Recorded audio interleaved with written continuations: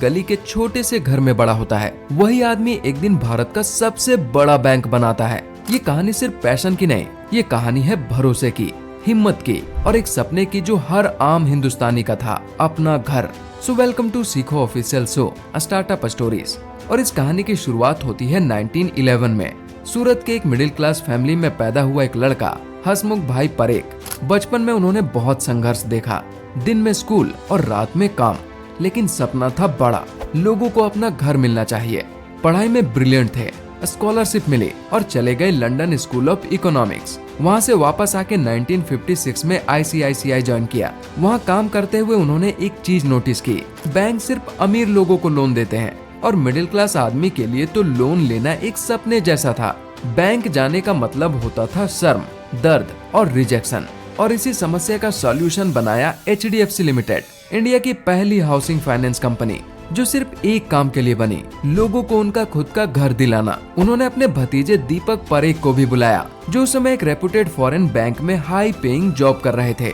दीपक ने सब कुछ छोड़ दिया और जुड़ गए इस सपने में। लेकिन सबसे बड़ा चैलेंज था लोगों का भरोसा जीतना। उस समय लोग कर्ज शब्द से डर जाते थे, कर्ज लेना मतलब बेइज्जत होना। लेकिन दीपक पारेख ने सोचा, अगर लोग रेंट देते हैं तो EMI भी दे सकते हैं, और रेंट के जगह अगर EMI देंगे तो उनका अपना घर मिल सकता है। उन्होंने इजी EMI प्लान्स लाए, फ्लेक्सिबल रिपेमेंट ऑप्शंस दिए और लोगों को समझाया, कर्ज सबसे डरो नहीं और घर के सपने से प्यार करो। और ये अप्रोच काम कर गया। धीरे धीरे लोग जुड़ते गए। 90s के आते आते HDFC बन गया इंडिया का नंबर 1 हाउसिंग फाइनेंस प्रोवाइडर। लेकिन हर कहानी में एक चैलेंज तो होता ही है। 1990 के दौरान गल्फ वॉर की वजह से फाइनेंशियल मार्केट हिले, इंटरेस्ट रेट्स बढ़ने लगे, HDFC का प्रॉफिट गिरने लगा।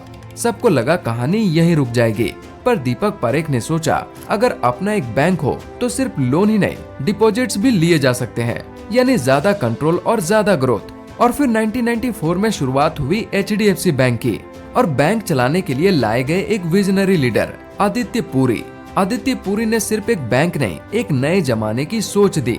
Mobile banking, door step services और कस्टमर कन्वीनियंस पर फोकस। बैंक को टेक्नोलॉजी के साथ आगे बढ़ाया। आज के समय में HDFC बैंक के पास 12 करोड़ से ज्यादा कस्टमर्स, 9100 प्लस ब्रांचेस और 21,000 प्लस ATMs हैं, और balance sheet 37 lakh crore plus की। और जब 2023 में HDFC लिमिटेड और HDFC बैंक का मर्जर हुआ, तब HDFC बन गया भारत का सबसे बड़ा प्राइवेट बैंक। सोचो, एक सपने की शुरुआत एक छोटी सी गली से हुई थी, और आज वो सपना करोड़ों लोगों का अपना घर बन चुका है। ये कहानी हमें ये सिखाती है, अगर नियत साफ हो, मिशन स्ट्रांग हो और सोच बड़ी हो, तो छोटी शुरुआत से भी एक रिवॉल्यूशन खड़ा हो सकता है। तो अगले बार जब आप किसी HDFC ब्रांच के पास से गुजरो या HDFC का एड TV पर देखो, याद रखना, ये सिर्फ एक बैंक नहीं, एक सपना है जो सच में पूरा हुआ।